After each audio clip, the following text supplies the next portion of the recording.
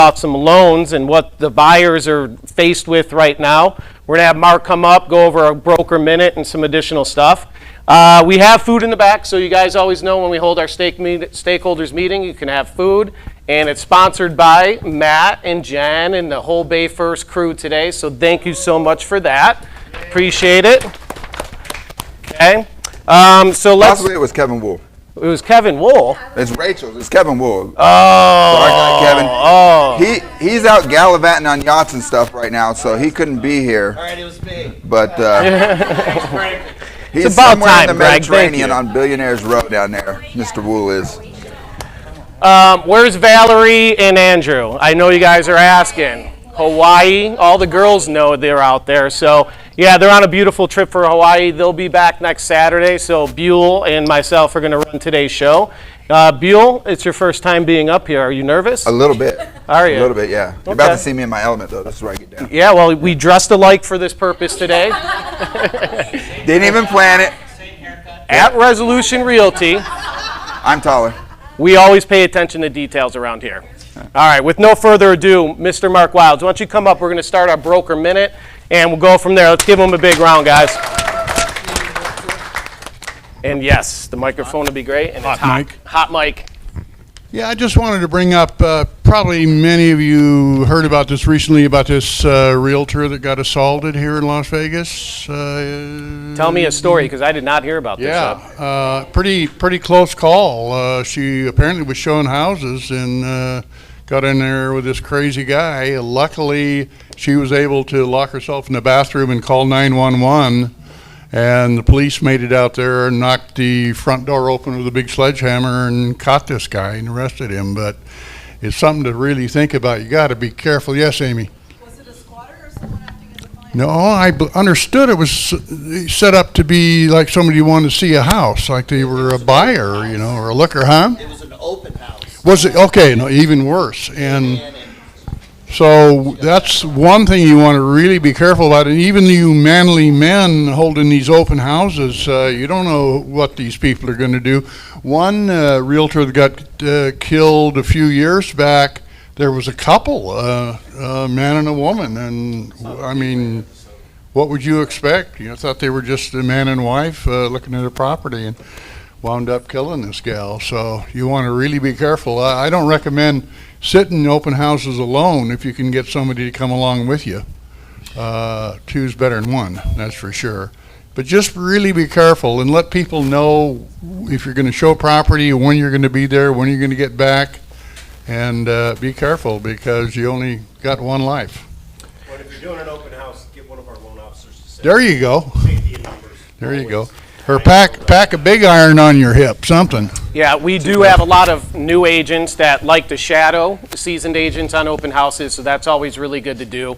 We have the loan officers on standby, and you can check their schedule, have a loan officer go with you, or just partner up. There's definitely more power in numbers, guys. You know that. And to that point, you guys have instinct, right? You guys have a feeling something's not right. Trust your instinct. Just because we live in a super safe world, in general, doesn't mean danger can't come to you. So if something feels wrong, reach out for help. Absolutely. Call your backup. Have a plan, right? If you do have to do it by yourself, I would suggest getting a buddy that says, "Hey, I'm doing an open house, Marcel. I'm going to be there from 11 to 3. If I call you, I'm going to need help," right? So you can set that up, even if you don't have someone there with you, which is ideal. You can still have a contingency plan for that, and trust your instinct. If something's not right, believe what your body's telling you. Trust your gut, because many times when people get involved in these kind of situations, they have a feeling. They said to begin with they had an inkling that something was going on, something didn't feel right. And trust your gut. Yes, sir. Don't forget CenturyLink has that alert as well. So like when you go to show a house, I get called usually every once in a while by one of the agents. It says this person has entered this property, and then within X amount of time, if they haven't called me or whatever, I'll usually check up on them. Cool. Good call. And then I think, Ryan, we got a slide about some places you can grab some safety information. Let's pull that up really quick. So if you go to NAR and log in, there are some safety webinars, things to watch, ideas for you guys to keep in mind. So I'd recommend maybe taking a peek at that if you just want to get some information on how to do a better open house or just be proactive on issues that you may run into. Yep, think ahead and do some planning on that. Awesome. All right, thank you, Mark. Let's give him one big clap. 1, 2, 3. Thank you so much. All right, we're going to keep cruising through the PowerPoint. I want to bring up, and it should be going to Annie Sawyer with Landmark Meadows. Please boy. come up. Hello, everyone. I'm Annie from Landmark/Meadows. I wanted to talk about binder policies. If you guys have any investor clients, do you guys know what those are? Anyone?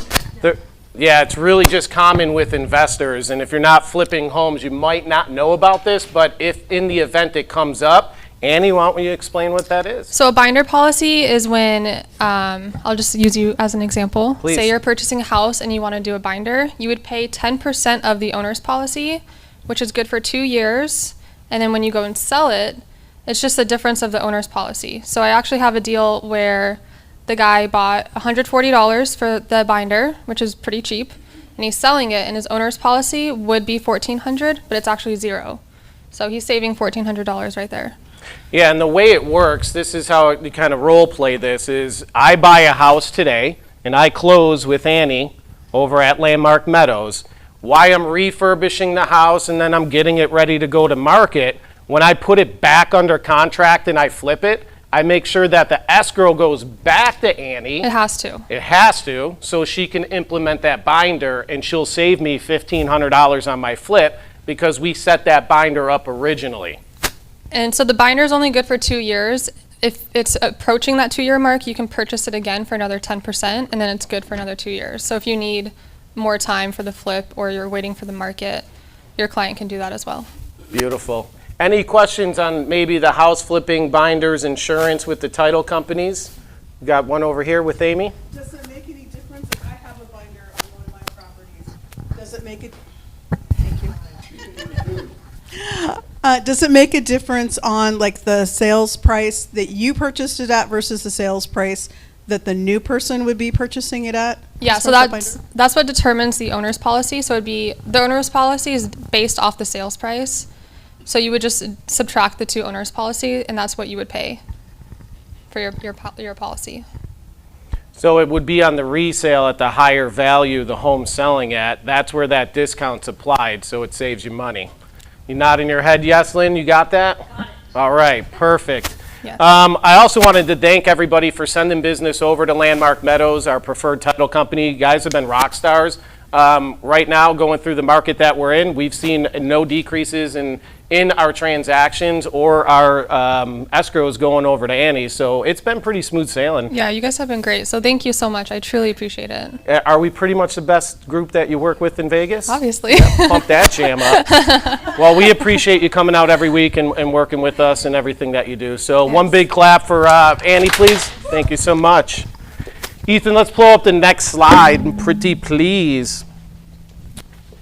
So we have Brody Plapp. He is the owner of Accomplished Home Inspections with his father, our preferred home inspector. He's popping in today. Want to give you a quick, basically a tech tip on the website on something we can use. How's it going, guys? Ooh, Brody's back in the house. Back in the house. Been a minute. So one thing I thought I'd go over with you real quick is something that a lot of agents that have been with us for a while, they like to use, but a lot of newer agents, when they first get the report, it's kind of easy to miss, and they don't really know they have this tool at their disposal. So if you look up here in the photo, when you first get your report on your dashboard online, this is what will pop up. Quick breakdown for anyone who hasn't seen our reports. We have 3 sections. The first section is a chart. That's where we have everything that will go through life expectancies and what you can find in a home. So appliances and whatnot. Good little source of information for your clients. Then there's the general inspection report. That's all encompassing. They can see their invoice, they can see their summary, they can see the chart there as well. Then there's a summary. Now the summary, that's our professional recommendation to your client on what we should consider they may keep at their higher priority. So what we consider to go in the summary, that's anything that could be safety related, anything that's moisture related, or anything that isn't working like an appliance that should be. So when you look here on the dashboard, opening up the report, you click on the orange tab, that's how you open it up. And as you're going through, some clients are different. So they go through the summary and there's something where they see it and a small drip leak under a sink. If it's a plumber, he's like, I know that, I can handle that. We don't need to request it. But then there's something in the general report where It could be like the doorbell not working. There's certain things that they may be higher on their list personally. So with that, they can go into the create list feature. It's this little button right down here. You'll see a little wrench. When clicking that, it allows you to go through the full report, the summary, and you can pick one by one an item and export that sole item into a list. Makes it very easy. In the past, when I was an agent and going through a deal, I know what it's like reading our reports. They can be very thorough and very thick. So when you have certain things that you want to show evidence for with an agent or a seller that's coming back like, no, it was fine, that's never been an issue with me. So you got to show some evidence like, hey, this is here, this is what was called out. Makes it a lot easier to get rid of that headache and just trump that conversation real quick. I might have missed this part, but let me jump in real quick. So would the buyer, looking at this report, they can sit there and create that list Correct. and send it over to you, right? Correct. So whenever we send out the inspection service agreement, there's also an option where the buyers, 99% of the time, they check that their agent can view the reports. So almost all our reports go to the agents. Rarely ever do they not allow that access. So the buyer here, this is a deal that I did in the past. If you look very kind of small, it says Ivan, that's a buddy of mine that I did a deal with in the past. Then there's my name. We both made a list and we both edited a list together. So gives that option where both people can do it. Yeah, I would say, hey, buyer, log in, create a list of stuff on this inspection report you're not happy with. Let me review that, and then if these are the items we want to go back to the listing agent with, you can just prepare an addendum, or not an addendum, you do your request for repairs, you add that checklist to it, and then you can shoot it off. So it is really cool communication tool that you can use and expedite that repair list that you have to send over to the listing agent once the inspection comes back. Right. And my advice is to let the client do that. Don't make the list for them. Limit yourself on the liability side. Let them make their list, go over it with them, and then submit what they want. Don't go make the list for them, because then they might say, oh, you forgot this, blah, blah, blah, blah. Right? So let them create the list. It's kind of nice when you can just have them do it, you know? Just makes everything easier. Yeah, because combing through those home inspection reports, if you're the buyer and you're going through line item by line item by line item in a PDF on your computer, a little more difficult. I'd always recommend doing that. Yeah. Okay. Right on. Cool. Well, let's give one big clap for Brody for coming in today. He's our preferred home inspector. All of his information is on Element. The links to his website, order forms, all that stuff's on Element for you guys. So thanks again, Brody. So now I want to bring up Bay first. We got Matt Graham. Matt, what is the title? Are you the branch manager? You senior VIP host? Big cheese in charge. You can take the center stage. The assistant to the loan officers is probably best title for me, but I'm a VP over the branch, and just a fancy title. Well, we appreciate you coming here. Sale, a few you newer guys, this is our preferred lender. We have Jen and JD and Scott over here, loan officers that are with us every day of the night and the week and the mornings, and we work together a lot. Yeah. These guys just went from FGMC to Bay First. Let's talk about that for a minute. Sure. And all the onboarding, and we're already closing deals, and it feels pretty good right now. So let me leave the floor to you, just kind of give us background. As you know, FGMC, or you may not know, unceremoniously closed their doors. It was unexpected. They were backed by a ton of money and just decided to exit the space because they saw what some of us are seeing right now, that the market's tight, and they made some bad bets on some loans and it bit them, so they decided to get out of it. And so we were tasked with finding a space, a new place for us. And we had actually vetted Bay First before we went to FGMC. That's where we were looking to go.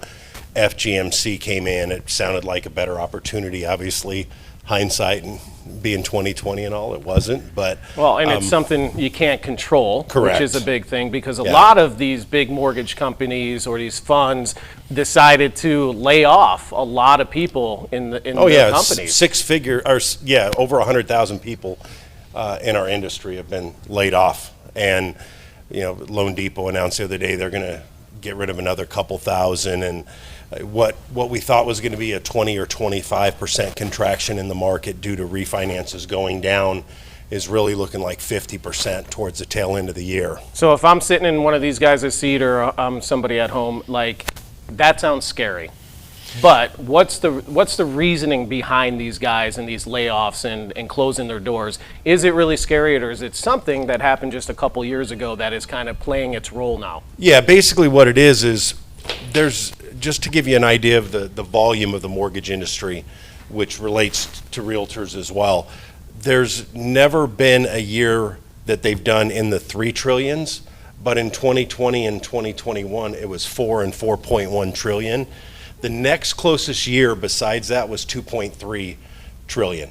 So we're going to get back into that, 1.8 to 2.3. We probably would have ended up at about 2.4, but because the rates spiked up that last time in May, it put the skids on a lot of people that would love to take some cash out of their property. So why such a tremendous increase in loans in those 2 years?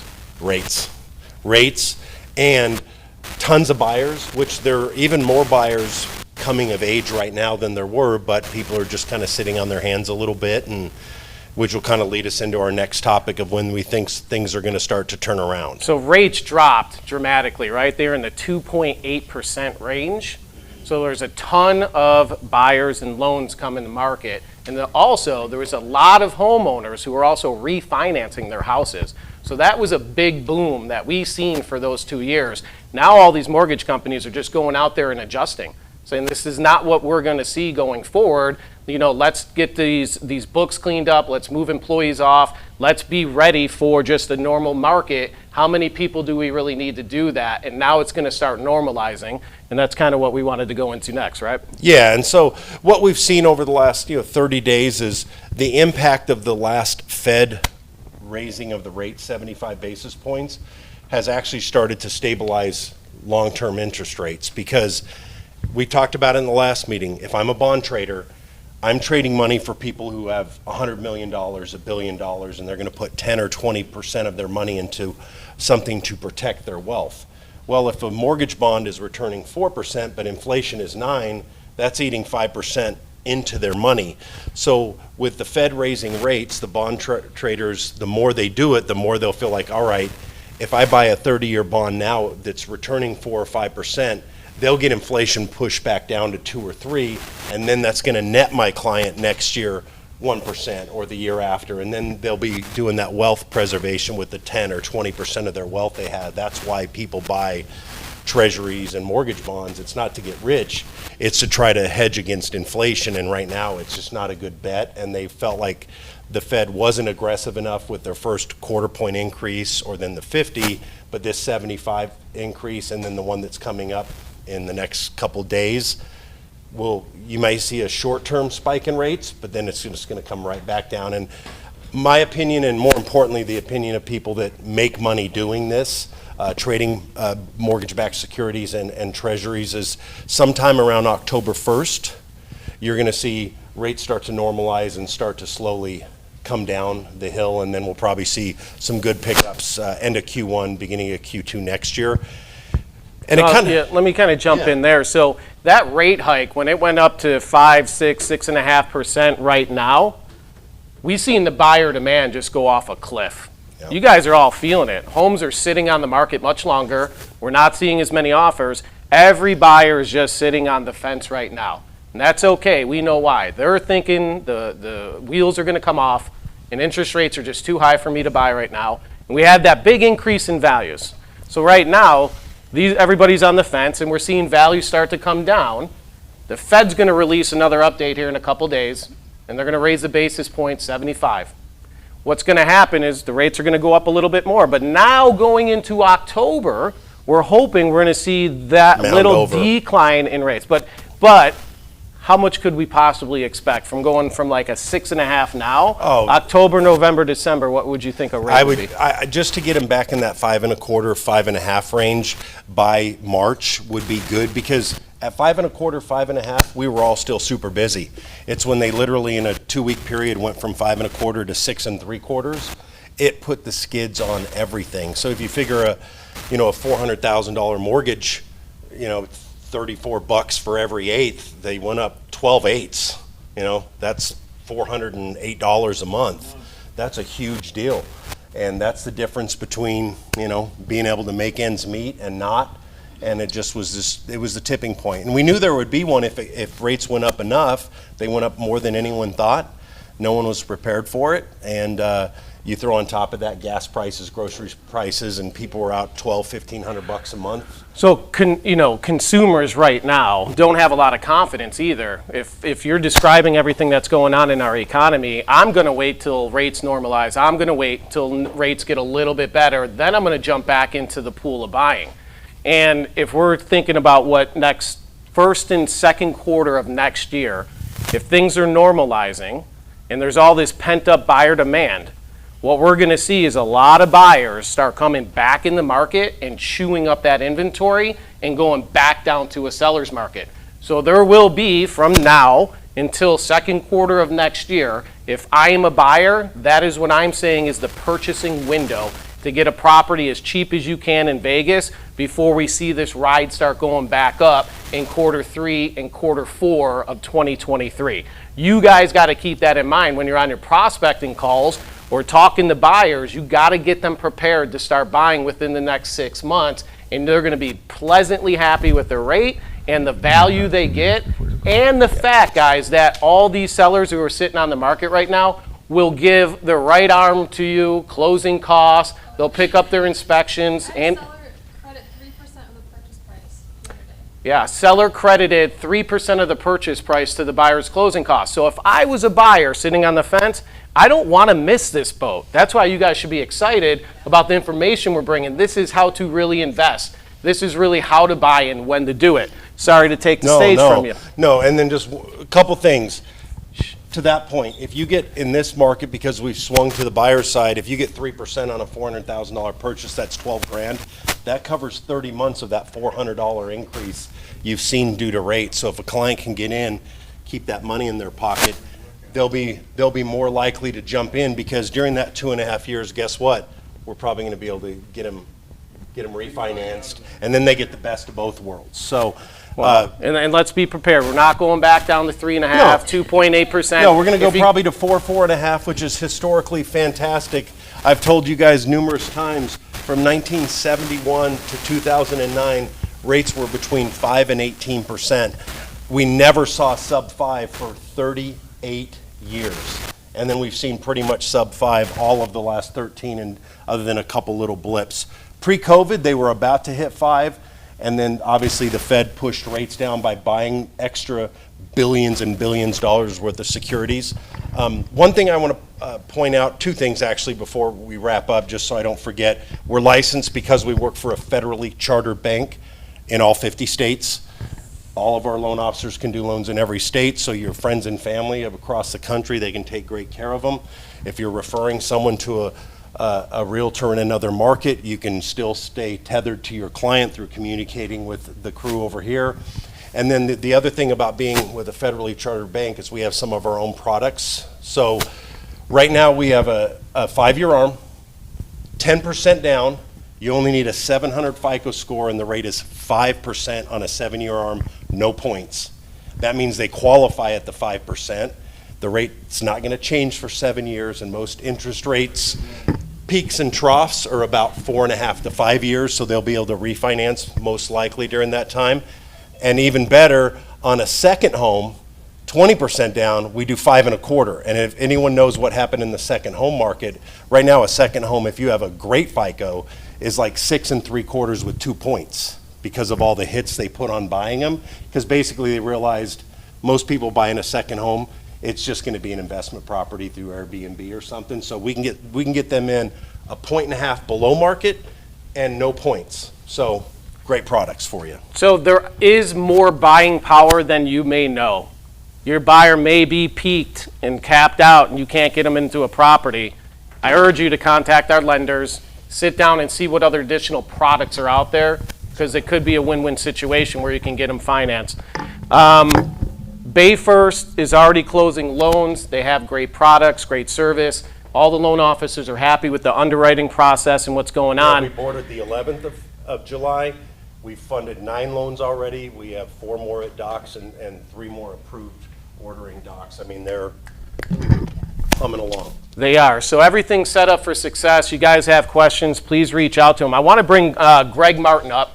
So Greg has always been a big supporter of our lenders and our relationships, and he kind of wanted to go through a quick story about what he just experienced with a deal. Well, a few. One, it's not necessarily the name, it is the relationship, it is the people that you work with. And when you're in difficult situations, you have no idea how important the relationship is. Like we had a situation, a past client, their other daughter was buying a house, fully approved. We're about 10 days away from closing. This situation happens, which we couldn't plan on or knew was going to happen, but with the communication process with Matt and his team, I knew exactly where we stood. Annie knew exactly where we stood. It was easier to go to that other side, that listing side, and say, hey, here's where we're at. This is something that's never happened before. You can talk with Matt, you can talk with Nancy, you can talk with me, but this is where we're at. We had everything ready to go. I mean, they took that loan to Bay First, and we were ready to close in about 8 days. And it was, we would have been a little bit sooner, but somehow that was a condo and not a townhouse, so they had to get a condo search, stuff like that. But I was able to convey all that information over to the listing side. They obviously wanted to sell the house. They were getting a good deal on it. But to be able to communicate that, know that, and that's where the relationship comes into place.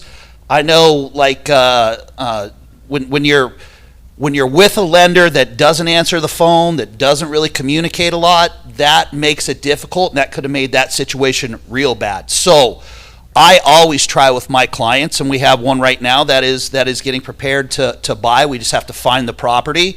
She came to me and she said, yeah, up to about $550. I said, great, who you with? Oh, it's with Quicken. No problem. I want to establish that rapport. But then when I'm talking to her and I'm showing properties, I'm going to make sure to go, why Quicken? Why are you going with this bank? You're the commodity. It would probably be in your best interest to talk to somebody else right now and have two lenders compete for your business. We might be able to get a better rate. We might be able to save on some closing costs. And obviously I want it because I could communicate with these guys on a daily basis and know exactly where we're going. Well, it turns out this lady wasn't qualified for $550. So the first few houses I showed, she couldn't have bought. You know, if she would have found one she liked and we write an offer, that just spells disaster. She could go to 500, so we adjusted it, and that's kind of where we're looking right now. But if you write an offer with Quicken, you're going to talk to 10 different people, and nobody's going to tell you the answer. That's not the situation that we have with these guys here. And that's important to me. That's important to my business because I have to have control. I'm a control freak like that, and I don't want issues. And You have to know what's going on. and I apologize 'cause I'm probably an asshole a little more than I need to be to you. So, Greg's a great partner. yeah, Absolutely. yeah, hangs up the phone. And Annie too. I mean, it's all our. Aaron talks about these relationships, and they are important. They can make your job easier. If you have different people that you've never worked with, and you have speed bumps, they're going to be worse. And then personally, I got a HELOC on my house, and you guys did it in like 8 days. Yeah. So that was nice too. So Yeah. I appreciate you guys. No, love you, brother. So Well, good family. Thank you for everything, guys. Let's give them a nice round of applause. All right, go write an offer. Awesome. Awesome. Let's move over to the next slides, guys, and we're going to keep all this momentum going. So we're going to go over Sisu, our goal tracking dashboard. I want to give some shout outs for appointments met. We have Christian Carruthers at the top with 6.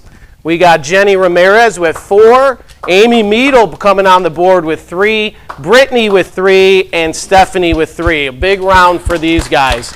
So Why would we even showcase month-to-date appointments met? What does this mean to me? So previously we went over conversations, we went over appointments set, and now we're talking about appointments met. This is the closest thing to your money, right? This is important.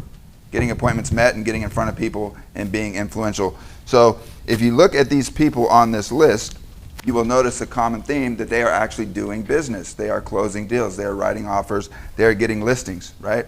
So if you need help getting your conversations to appointment set to appointment met, these are some people you can pick their brain, lean on your teammates, and talk to these guys. And there's big things coming for all these people on this list. So very proud of you guys. Thank you for all your hard work. Appreciate it. Another round. All right, let's jump into the next slide. How are we doing on time? What do we got as far as time right now? About 35. Okay, we're cruising. We're cruising.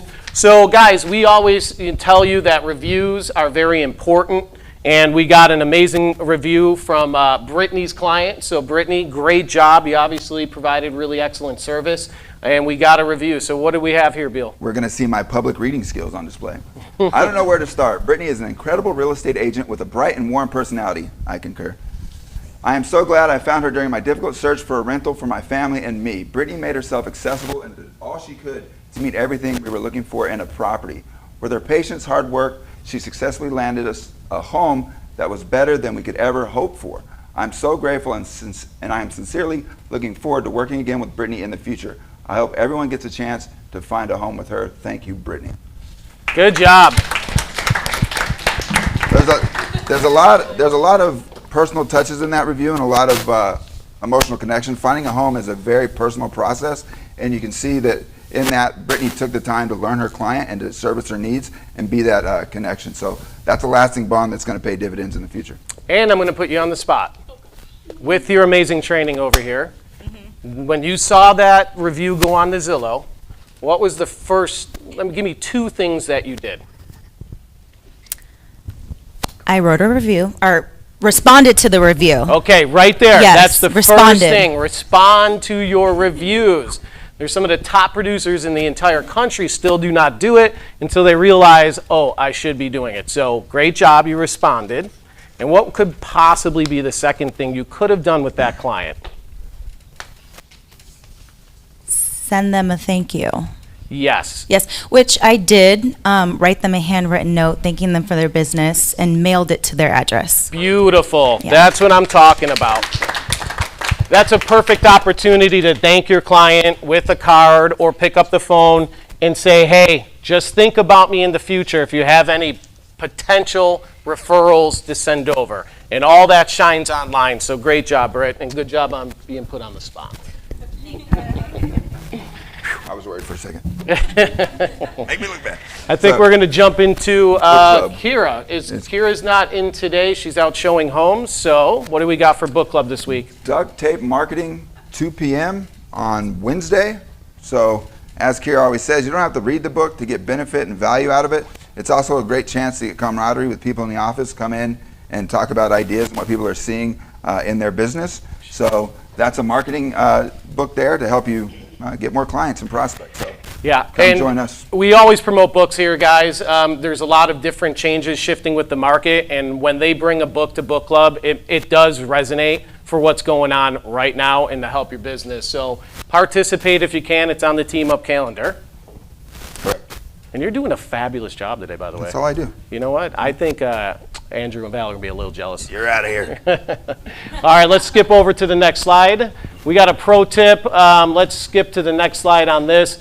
Guys, we have a live training class August 2nd at 1 p.m. The team over at KV Core is going to go over lead generation, landing pages, squeeze pages, introduce you to the marketplace, and go over paid and non-paid options. So the Clavers and everybody that we talk about, and you want to generate leads, this is going to be a great class, but we're not putting it on. KV Core is doing it themselves. So they partnered with us on our training. That's going to be legit. Everybody at home, you guys want to attend that one. And then let's skip over to the next slide. KV Core, I just sent out an announcement the other day. They revised and changed their sell page on your website so that you can use the sell page to target homeowners to get listing leads. We are going to be covering that in the meeting with those guys for the training class. It's already on your sell page. If you click your website, go to the sell page, check that out. It's a really good lead generation tool. I think you can use on pay-per-click, you can use for Facebook, you can link it to people in text messages, and if they pop in their address, you got a listing lead going right to your KV Core. So I think it's awesome. I'm glad they went ahead and did that. Buell. This is a great way to keep people off of the big corporate sites like Zillow, Realtor.com, and keep them on your site and have you be their local expert. So instead of some jamoke like me's picture coming up, contact an agent. It's always going to be your picture, and your contact info so that you can work that and nurture that relationship and then get that return on relationship later. You sound like Mike Ferry today. I went to his conference with somebody I know. Great job. Let's go to the next slide, please. All right, we're going to, we can skip by, well, we're That's going to just one go, of the why don't tools. you That's go the over heat the map. tool a little bit? So Go this is the heat map that they were talking about in the previous slide. When they register in your KV Core, this tool comes available and it shows them where the activity is in relationship to their home, and they can get an idea for the market conditions and what they can expect. It helps you set expectations, so when you're in that listing appointment, they have a more realistic idea of what's going on, and you have less objections to overcome. It's a great point. They kind of show you this funnel where it says there's 7,506 people that are located within this distance that might be interested in buying your home right now. If you bring that to a listing consultation, your guys' conversion rate is legit. Okay, next slide, please. This is a little bit of the graph that they were showing us that with the buyer interest funnel, they're going to deep dive into that more in the training that we're going to go through later next week. And let's go to the Market Watch National Insight. So we're going to give you a big broad view of what's going on nationally with loans, foreclosures, notice of defaults. You guys been seeing some of that stuff. We want to kind of walk through what it really looks like. All right, so first and foremost, even though we've seen a lot of homes come back on the market in the last 60 to 90 days, we're still only at 3 months supply nationally, and Aaron's going to touch on how that relates locally, and you're going to see some very through lines, some similarities going there. So even though we have seen a spike in inventory, which some of us are not used to over the last 2 years or haven't seen before, we're still heavily in a seller's market. You're just getting more leverage points for your buyers, but it's not something to say, oh God, we got to give up the farm on the listing side. Next slide, please. There we go. Lending standards are still under control. Who here has heard their clients talk about a crash coming and that we're going to have a 2008 situation again? Has anybody heard that before? Yeah. Is it more prevalent now? Are you hearing those conversations more now than in the last 6 months or when we've asked that before? Is it? Yeah. I heard it yesterday. Brody, yeah? On your side too? Yep. Okay. You're So- hearing it a lot more often right now. So what this is showing us is the Mortgage Credit Availability Index. Basically what that tells you is how willing mortgage companies are to give loans out to people, how willy-nilly they'll give out loans, right? And if you see prior to the crash, this is out of 1,000, they were almost at 900. So they were giving anybody with a pulse a loan. I saw bussers that owned 3 houses. They worked at Fridays. What the heck was that, right? So they were just out of control back in the day. And you saw what happened, right? Well, if we look today, we're actually at 120, so it's back to reality. It's back to, hey, let's qualify these people. Let's make sure we're giving our money to people that can actually repay these loans. And you saw what happened to people that didn't do that, like FGMC, right? They got a little loosey-goosey and then they went bye-bye. So we're okay there. We're not looking at a mortgage crisis again. Next slide, please. Foreclosure activity year by year. We'll look at last year. You see people are worried that foreclosures are coming, right? Everybody thinks foreclosures are coming. Foreclosures are coming. They're like the Paul Revere of real estate. But we see it's only 151K last year. That's still way below historical averages. Next slide, please. So that's a down arrow that Val gave me. That's cool. All right. So here is something to notice. It has ticked up in 2022. So we've seen the forbearance market come to life, and we saw the government give people a lot of relief in that field. So if we go to the next slide, we can explain this tick up. You see 36% were paid in full. So real quick, a forbearance agreement, what is that? A forbearance agreement is like pre-foreclosure. It's where the bank and the homeowner are working through a default situation where they've gotten behind or they're struggling to make the payments. So they can either foreclose, they can come to some sort of payment agreement, or the seller can sell the home and pay it in full or win the lottery, whatever happens, right? So 36% were paid in full, 45% were able to make out those payment arrangements, and the 18% are still in trouble or have gone into foreclosure, and that's where we've seen that slight tick up over the last year. So 18.4% of the homes are possibly going to go into foreclosure because the homeowners simply can't afford their mortgage anymore. But that's across the country. here in Las Vegas, that's a drop in the bucket. A drop in the bucket when it comes to foreclosure statuses. So when somebody's thinking, I want to buy foreclosures or foreclosure REO market's coming, we're just going to say, shake your head and say no. There will be a little tick up, and people are going to start to say things like there are going to be more REOs coming, but that's not going to happen. And I want you guys to all keep in mind, the banks do not want to foreclose on you.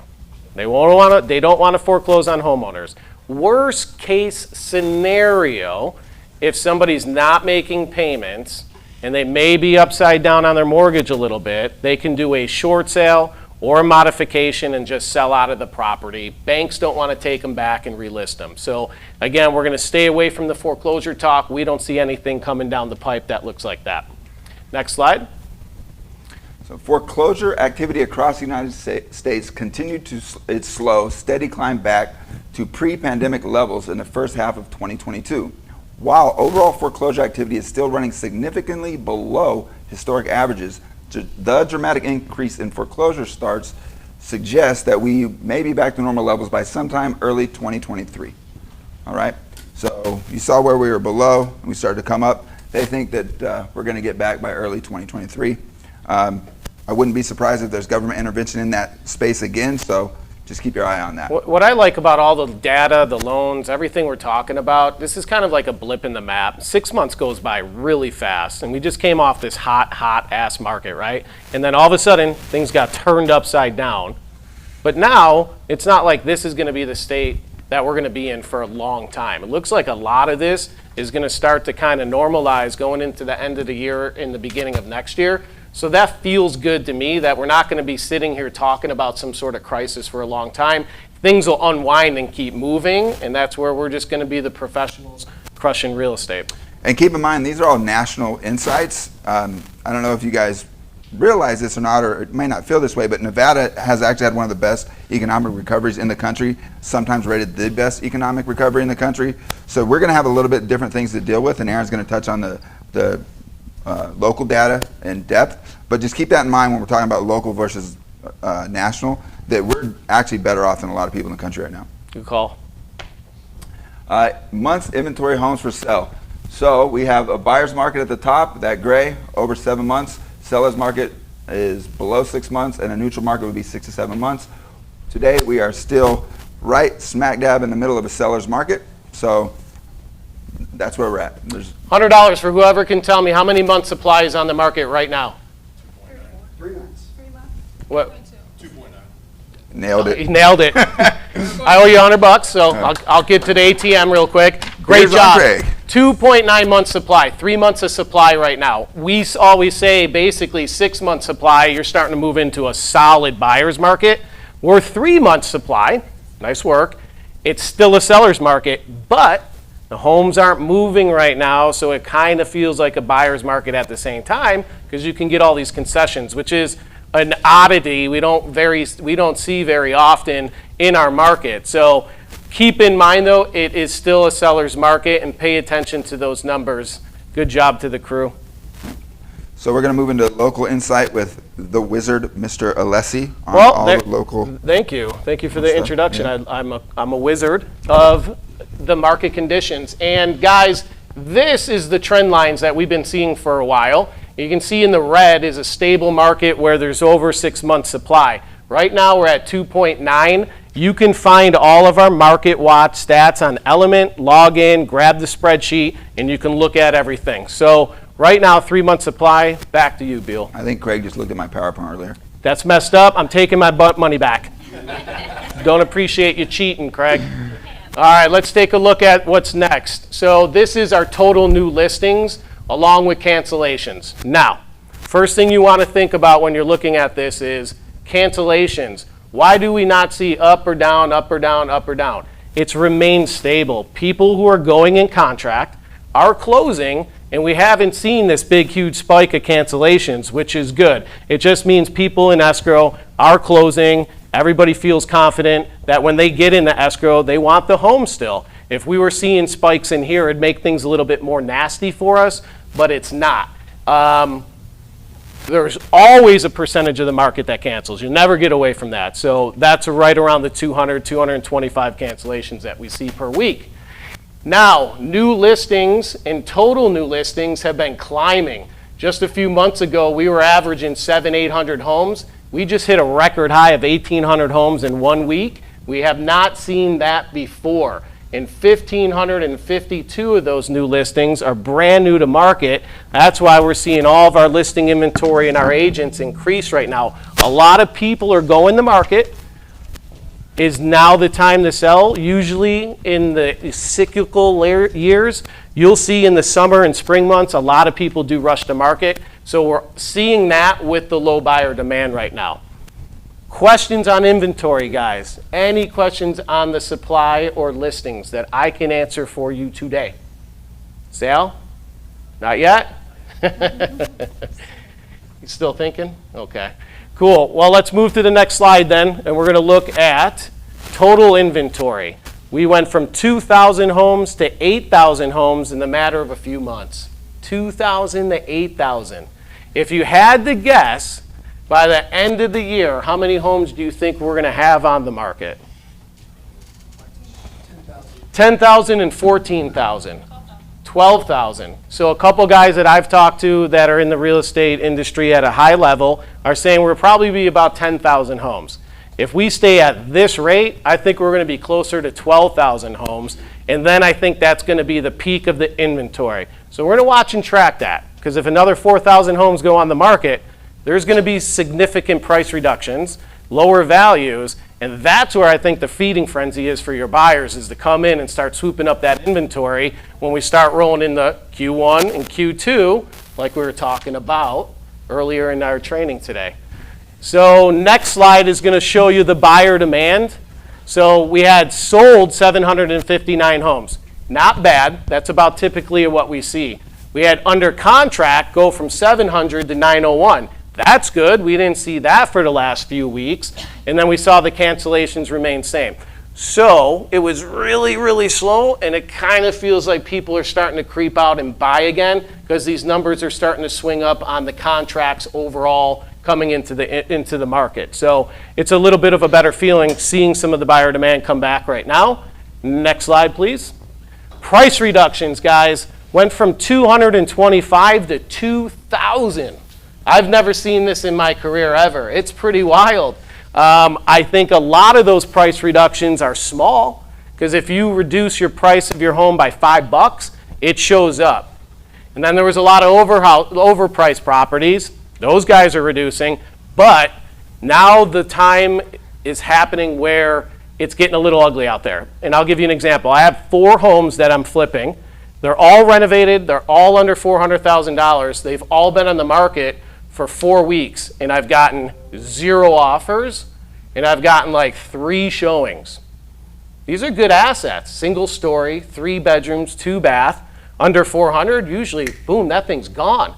So I listed them all at what I thought fair market value was, and I've already done 3 price reductions on each one of them. And I'm at the point, if I don't get an offer soon, I'm probably going to lose $20,000 on each one of those properties in the next few months.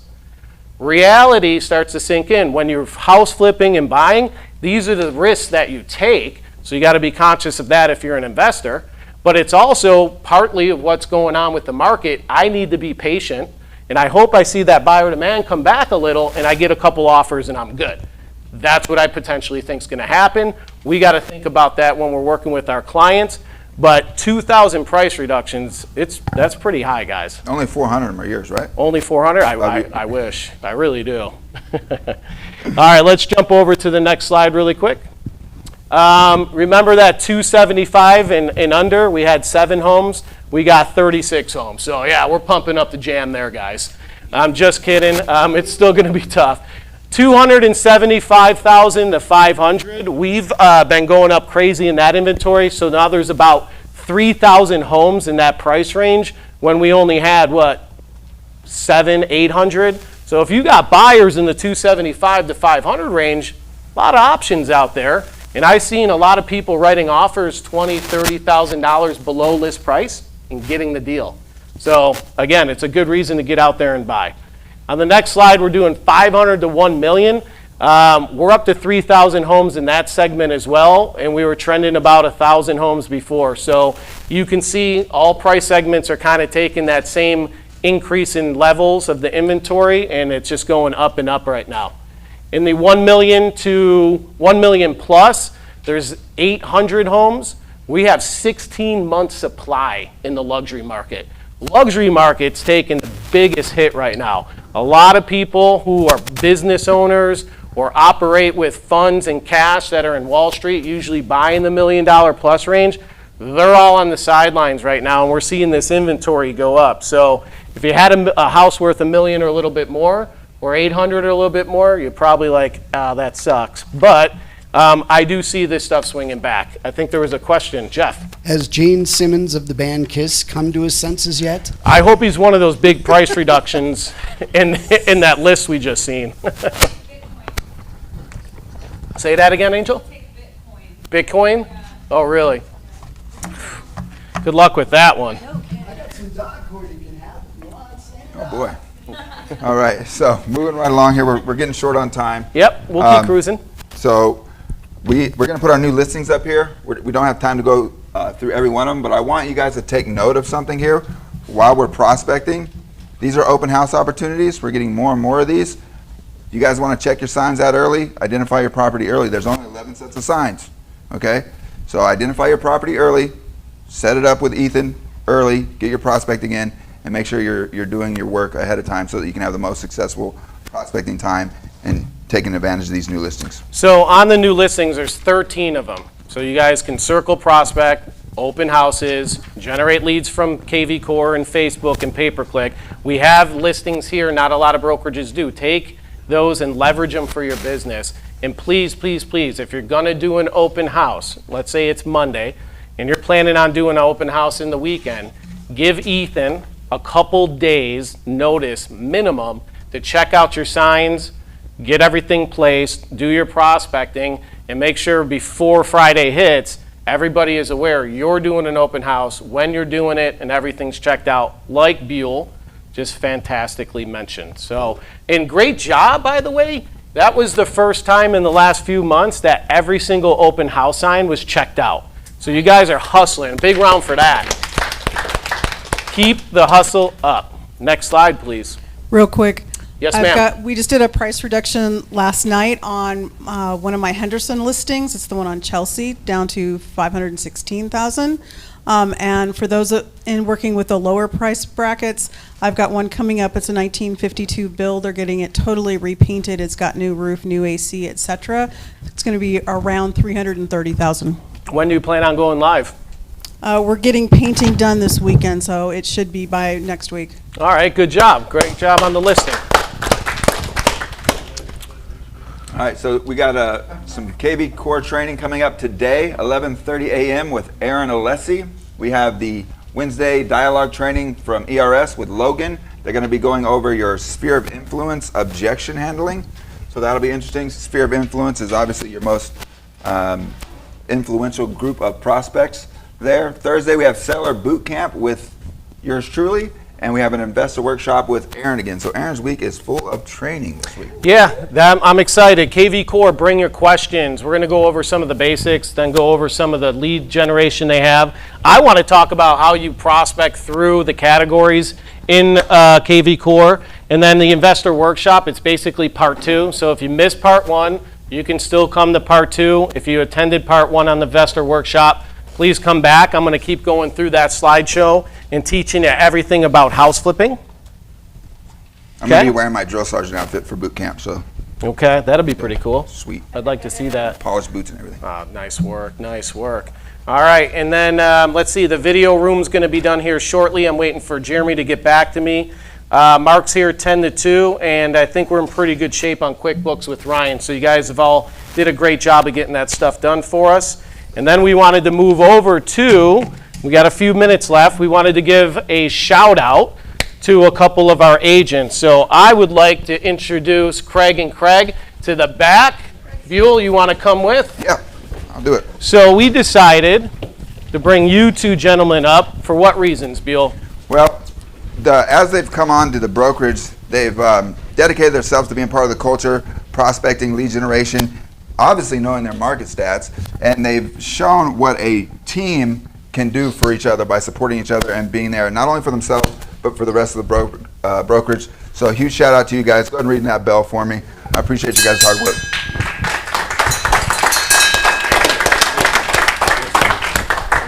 Great Thanks, guys. job. Appreciate you guys. You guys are really kicking butt and taking names. I never seen, like, these guys have really taken on their lead gen to a high level. They're pulling farms. They did their Facebook ads. You ran an ad and got 166 leads. You're nurturing them there. You guys uploaded your sphere of influence. You're nurturing there. You want to meet tomorrow we're going to go over Google pay-per-click generating leads there. And then they're moving into farming with postcards and circle prospecting and Mojo. And then somebody listed their home in your community and you got really pissed off, right? Three homes, actually. 3 homes in his community got listed and they didn't go to you only because they didn't know who you are. But now you're knocking doors, you're farming, you're kicking ass and taking names. We wanted to celebrate your success, so great job. Thanks again. Appreciate it, guys. Ethan, hit that music for us. All right, guys, have a great week selling. I'm going to be here all week with Buell while Andrew and Val are out of town. We know, love, and trust you. If you need anything, please reach out. Hi, Corley. And everybody at home, have a great day. If you're on a CAPS team, please meet me in the training room. I would appreciate that in just a few minutes. Thank you. All right, guys, have a good week. Bow, bow, bow. Hey, will you quit dropping Are you your mad phone at in the me middle because of I the was yelling at you during the Jesus. meeting?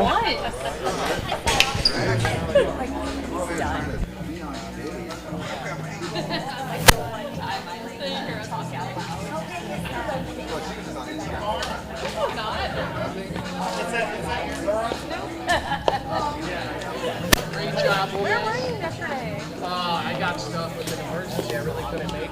I was hoping you'd be there. I was so bummed because I wanted to kick it with you guys. Have you been to the office? Yeah. I came to the last meeting. How'd it turn out? I was just trying to like eavesdrop. I was like walking by. Are you doing any of the other agents' meetings? I do Rock Jensen and then Realty. I split. Yeah. It's definitely more of a family, so yeah.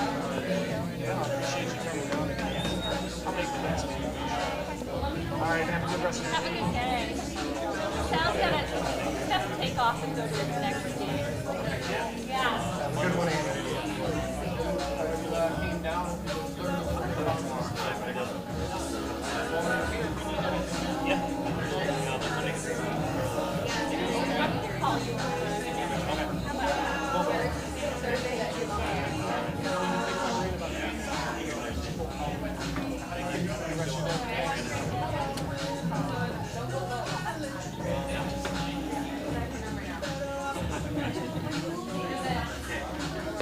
How's it going?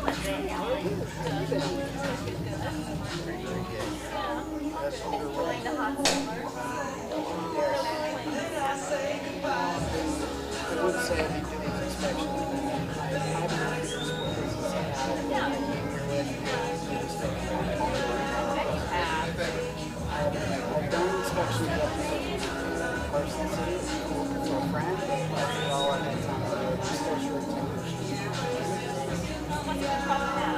I wish he was. I have a huge project to win on Friday. I need 2 other technicians. It's going to be 10-inch space. That's what I'm saying.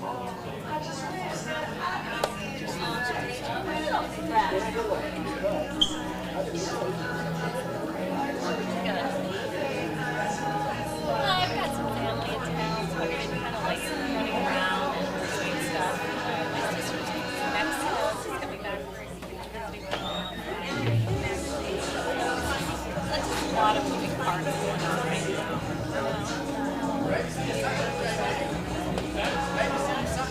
It's stuff like that. It's like, just, my mom